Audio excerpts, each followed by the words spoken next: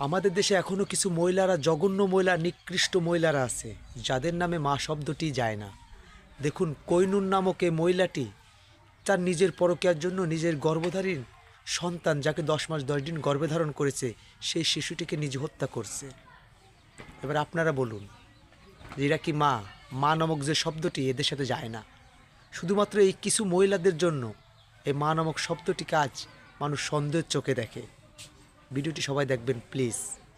খালি মৃত্যুদণ্ড চাই। আমি ব্যক্তির সামনে জুলাই ফাঁসি দিব। আমি ব্যক্তির সামনে তার ফাঁসি দেখবো। শুনতে অবাক লাগলেও এমনই এক ঘটনা ঘটেছে গাজীপুরের শ্রীপুরে।